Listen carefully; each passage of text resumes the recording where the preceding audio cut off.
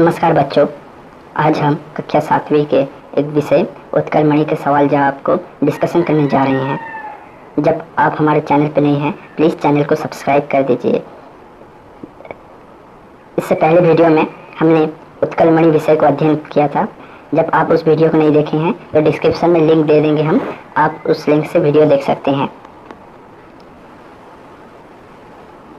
अनुशीलनी प्रश्न 1, निम्नलिखित प्रश्नों के उत्तर बताइए। सत्यवादी वन विद्यालय कहाँ बनाया गया था? सत्यवादी वन विद्यालय उड़ीसा के कुछ नवयुवकों ने मिलकर पास साखी गोपाल में सत्यवादी वन विद्यालय बनाया था। तो कहाँ बनाया था? न साखी गोपाल में। उसके बाद का प्रश्न है, सिसकने की आवाज़ कहाँ सुनाई पड़ी? सिसकने की आवाज़ शिक्षकों के कमरे के पास सुनाई पड़ी थी। उसके बाद का प्रश्न है, गोपबंधु का जन्म कब और कहाँ हुआ था? उत्तर है, गोपबंधु का जन्म सन 1777 ईस्वी में हुआ था। उसके बाद का प्रश्न है, देशवासी मेरे पीठ पर चले जाएं, ये किसने कहा था? ये गोपबंधु जी ने कहा था। हम उत्कल मणि के रूप में किसको जानते हैं? हम उत्कल मणि के रूप में गोपबंधु जी को जानते हैं। उसके बाद प्रश्न 2, निम्नलिखित प्रश्नों के उत्तर लिखिए। अंग्रेज भारतीयों को संतुष्ट क्यों नहीं कर पाते थे? अंग्रेज लोग प्रजा को संतुष्ट नहीं कर पाते थे क्योंकि शासक वर्ग के जितने भी लोग हैं वो प्रजा के सुख दुख से बेखबर रहते थे, इसलिए वो प्रजा को संतुष्ट नहीं कर पाते थे। उसके बाद का प्रश्न है, वन विद्यालय की स्थापना किन्होंने की थी? वन विद्यालय उड़ीसा के कुछ नवयुवकों ने मिलकर पुरी के पास साखी गोपाल में सत्यवादी वन विद्यालय बनाया था। कहाँ पे? ना पुरी के किसने? ना उड़ीसा के कुछ नवयुवकों ने मिलकर इस विद्यालय में ज्ञान प्रदान के साथ साथ और भी बहुत सारी चीज़ दिया जाता था। वन विद्यालय में किस विषय की शिक्षा दी जाती थी? उसके बाद का प्रश्न जिसका उत्तर है, वन विद्यालय में ज्ञान प्रदान के साथ साथ चरित्र निर्माण, नैतिक शिक्षा, देश सेवा पर भी बल दिया जाता था। छात्रों को बढ़ाई का काम, खेती का काम, चित्रकला, बुनाई आदि सिखाया जाता था। उसके बाद का प्रश्न है, उसके पास का प्रश्न है बात का कि गोपबंधु क्यों रो रहे थे? गोपबंधु क्यों रो रहे थे? गोपबंधु इसलिए रो रहे थे कि रात भर बारिश हो रही थी, जो नीचे वाले इलाकों होंगे उसमें पानी भर गया होगा और वो बहुत असुविधा में होंगे और जो अंग्रेज लोग उन्हें मदद नहीं पहुंचा रहे होंगे। वे किस प्रकार के नेता थे? नहीं, उसके पहले है, उन्होंने सबसे क्या कहा?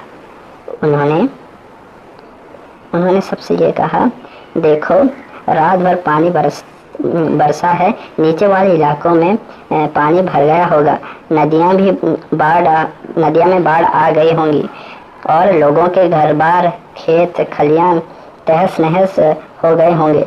सरकार उनकी सहायता तो नहीं करती। चलो हम लोग गांव-गांव में जाएं और लोगों को मदद पहुंचाएं। उसके बाद का प्रश्न है, वे किस प्रकार के नेता थे? वो किस प्रकार के नेता थे? वो उड़ीसा के दुख दर्द आशा अभिलाषाओं के अंग्रेज के सामने रखने वाले एक निर्भीक नेता थे। उसके बाद का प्रश्न, वो सर्वदा क्या कहते थे? वो सर्वदा कहते थे, मानव जीवन की कसौटी तो उसके कर्म है। देश के लिए बलिदान देने से जीवन सार्थक होता है। उसके बाद प्रश्न 3, निम्नलिखित प्रश्नों के उत्तर एक एक वाक्य में दीजिए।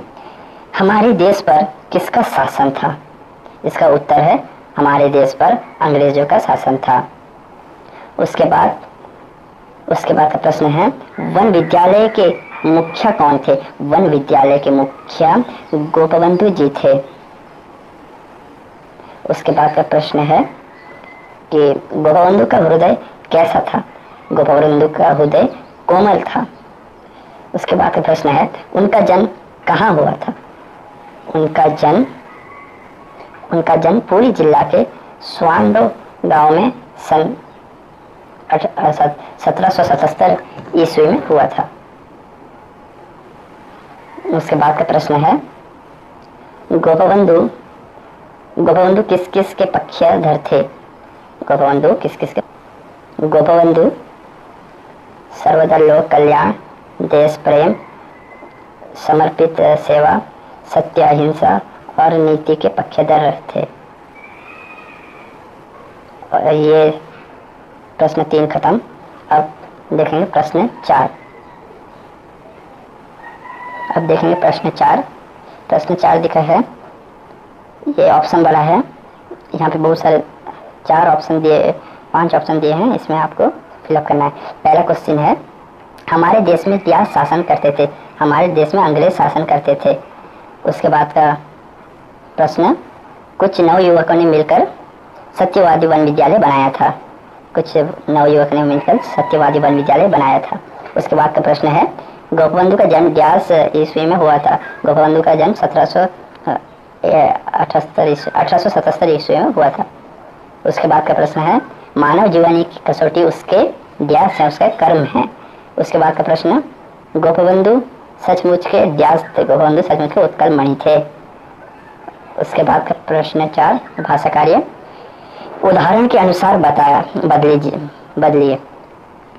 बात बातें, इसी तरह मिसाल मिसालें, आवाज आवाजें, रात रातें, कलम कलमें, क्यारी क्यारियाँ, नदी नदियाँ, लड़की लड़कियाँ, स्त्री स्त्रियाँ, गोली गोलियाँ।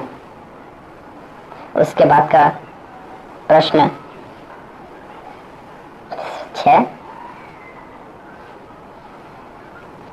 बच्चों, ये 6 नंबर करने से पहले आपको पहले इतना समझना होगा। पहले आपको 3 चीज समझनी होगी। भूतकाल क्या है, वर्तमान काल क्या है, भविष्य काल क्या है।